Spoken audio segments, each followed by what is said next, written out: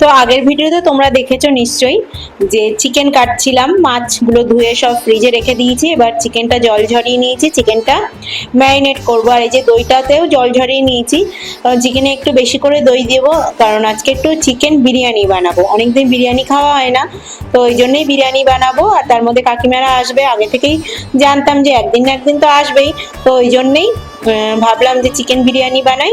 তো এই যে বড় পাত্রের মধ্যে চিকেন বিরিয়ানি বানাবো, তো ওর মধ্যেই আগে হচ্ছে কি করব, চিকেনটাকে ম্যারিনেট করব, তারপরে ওর মধ্যেই বিরিয়ানি লেয়ার দেবো। বড় পাত্র হলে কি বলতো সুবিধা হয়। আর দিয়ে দেবো লবণ আর একটু বিরিয়ানি মশলা আর হচ্ছে চিকেন মশলা।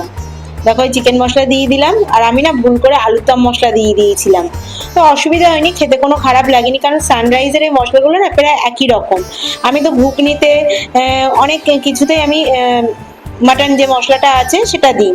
এই যে বিরিয়ানি মশলা দিয়ে দেবো, অবশ্য পরে চিকেন মশলা একটু দিয়েছিলাম, মানে এই চিকেন মশলা দিতে গিয়ে প্রথমে আলুর দম মশলা দিয়েছিলাম কিছুটা, তো অসুবিধা হয়নি খেতে। তো তারপরে দেখো এই যে চিকেনটা জল ঝরাতে নিয়েছি, একটু বড় বড় করে চিকেন কেটেছি, কারণ চিকেন বিরিয়ানি হবে, একটু বড় বড় করে দিলে না বেশি ভালো লাগে।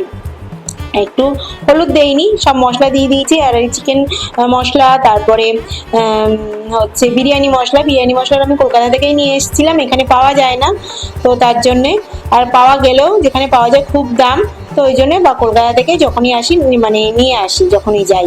তো তারপরে দেখো চিকেনের মধ্যে দেখো দইটা দিয়ে ভালো করে ম্যারিনেট করে নেবো। ম্যারিনেট করে অনেকক্ষণ মাখিয়ে রাখলে কি বলো তো বেশ খেতে ভালো লাগে। আর এই যে দেখো তোমার দেখে মনে হচ্ছে বাঁ হাত দিয়ে করছি, তো না ফ্রন্ট ক্যামেরায় রেখেছি, তো ওই জন্য ওরকম লাগছে। তো যাই হোক, তারপরে আলুটা সেদ্ধ করে নিয়েছি, আর এই যে হচ্ছে আর পেঁয়াজের ব্রেস্তা করে নেবো। নিয়ে পুরো ভিডিওটা তোমাদের দেখাচ্ছি না, কারণ অত রান্না বান্না করতে গেলে ভিডিওটা অনেক বড় হয়ে যাবে। আর এখন কি বলো তো, সবাই বড় ভিডিও দেখতে একদমই পছন্দ করে না, তো ওই জন্য একটু একটু করেই বানাই। তো যাই হোক, সব তো করা হয়ে গেছে। চিকেন তো ম্যারিনেট অনেকক্ষণ করেই রেখেছিলাম, তার মধ্যে চিকেনের বেরেস্তা বানিয়ে নিয়েছি, আলুটা সেদ্ধ করে আলুটা ভেজে নিয়েছি। আর এই যে দেখো চিকেনটা দিয়ে দেবো। এই যে দেখো এর মধ্যে দিয়েছি গোটা গরম মশলা, আর হচ্ছে পেঁয়াজ আদা রসুন সব একসঙ্গে মিক্সিতে পেস্ট করে নিয়েছি। একটা শুকনো লঙ্কাও ফোড়ন দিয়েছি, তেজপাতা দিয়েছি, দিয়ে তারপরে এই যে চিকেনটা দিয়ে দিলাম, দিয়ে এখন ভালো করে কষিয়ে নেব। দেখো এমনিতেও চিকেন দিয়ে জল ছেড়ে দেবে, আর এই জল দিয়ে আর বেশি জল দেবো না, এটা দিয়েই হচ্ছে কি করে হবে বলো তো, যখন সেদ্ধও হয়ে যাবে কষাও হয়ে যাবে। তো চলো চিকেনটা মানে বিরিয়ানি বানিয়ে নিয়ে চলে আসলাম।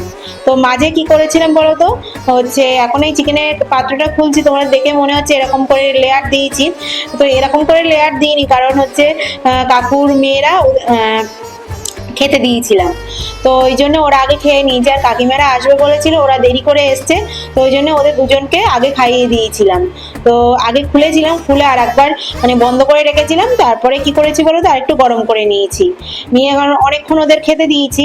তো একটু গরম গরম বিরিয়ানিটা খেতে বেশি ভালো লাগে। এই যে দেখো বিরিয়ানি কালারটা কেমন হয়েছে তোমরা আমাকে অবশ্যই কমেন্ট করে জানাবে। তো ভালোই হয়েছিল, একটু লবণে একটু কম হয়েছিল, কারণ আমি টেস্ট করার সময় লবণটা আমি খুব ভালো বুঝতে পারি না, তো ওই জন্যেই। তাছাড়া বিরিয়ানিটা খুব সুন্দর খেতে হয়েছিল, অনেকদিন পরে বিরিয়ানিটা বানাচ্ছি, কারণ অনেকদিন বিরিয়ানি খাওয়া হয় না। তো যাই হোক, মাটন খাওয়া হয়, ওই রাইস দিয়েই খাওয়া হয়, ফ্রাইড রাইস খাওয়া হয়, পোলাও খাওয়া হয়, কিন্তু বিরিয়ানি অনেক দিন মানে প্রায় 2-3 মাস হয়ে গেছে আমরা বিরিয়ানি খাই না। আর যদি বা খাই দোকানে গিয়ে খাই, সেই বিরিয়ানি আর নাম করো না, মানে কি বলবো, মাংস আর ভাত মাখিয়ে হান্ডিতে দিয়ে দিচ্ছে, ওটাই হচ্ছে চিকেন বিরিয়ানি। আর এই যে চিকেনে একটু গ্রেভি আছে, ওইদিকে স্যালাড কেটে নিয়েছি। আর সত্যি কথা বলতে রায়তা বানানোর সময় পাইনি, একা হাতে সব করছিলাম, কারণ আমার বড় অফিস গেছিলো, একা হাতে বুঝতেই পারছো বিরিয়ানি করা কতটা ঝামেলা। তো কাকিমারাও আসতে দেরি করেছিল, ওই জন্য রায়তা বানাইনি। আমার বর বলছিল রায়তা বানাওনি, আরে তুমি বানাও। তো যাই হোক, চলো কেমন লাগলো আমাকে কমেন্ট করে অবশ্যই জানিও।